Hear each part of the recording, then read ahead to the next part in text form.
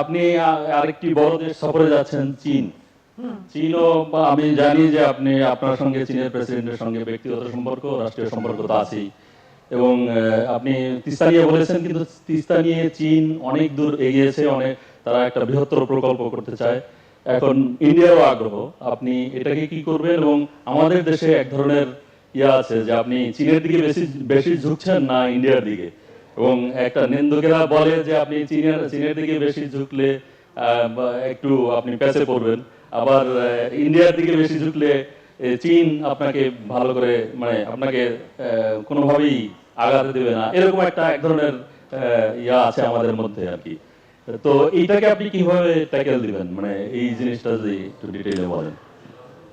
আচ্ছা, এখানে আমি একটা কথা জিজ্ঞেস করতে চাই যে এই যে আমরা এ পর্যন্ত জাতির পিতা বঙ্গবন্ধু শেখ মুজিবুর রহমান আমাদের যে পররাষ্ট্র নীতিমালা দিয়ে গেছেন, সকলের সাথে বন্ধুত্ব, কারোর সাথে বৈরিতা নয়, এই নীতি মেনেই কিন্তু আমি আজকে এটা আমার টানা চতুর্থবার, আর আগে ছিল 5 বার, পঞ্চম আমি রাষ্ট্র পরিচালনা করছি, বা আমি বিরোধী দলের নেতা হিসেবে পার্লামেন্টে ছিলাম।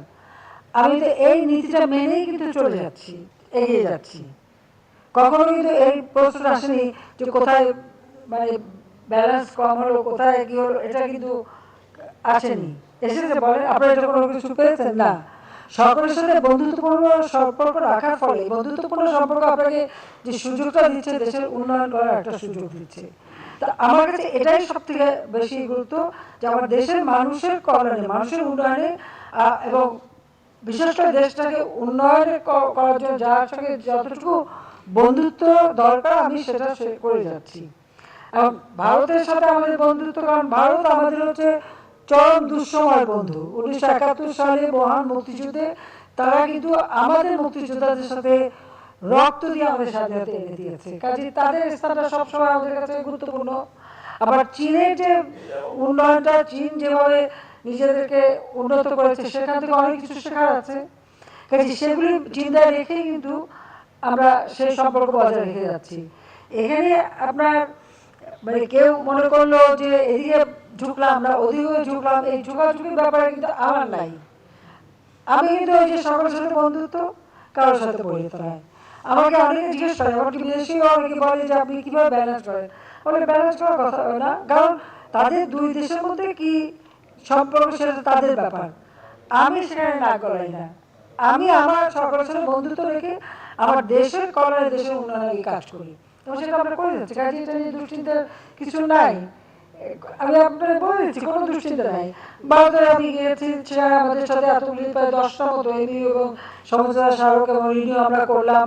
তারপরে তিস্তা নিয়ে প্রস্তাব তো অনেক আসে, যে কোনো, আমি এখানে একটা কথা আপনাদের ভালোভাবে বলতে চাই। আপনারা নিশ্চয়ই এটা লক্ষ্য করেছেন যে যেখান থেকে যে প্রস্তাবই আসুক না কেন, সেই প্রস্তাবটা কতটুকু আমার দেশের জন্য প্রযোজ্য, যে টাকাটা আমি লোন করব সেটা শোধ দেওয়ার মতো সক্ষমতা আমার আছে কিনা, আর এই যে প্রজেক্ট আমি নেব সেই প্রজেক্ট সম্পন্ন হবার পর তার রিটার্ন কি আসবে, সেখান থেকে আমার দেশের মানুষের কল্যাণে কতটুকু কাজে লাগবে, সেটা বিবেচনা করেই আমরা প্রত্যেকটা কাজ করে থাকি। এখন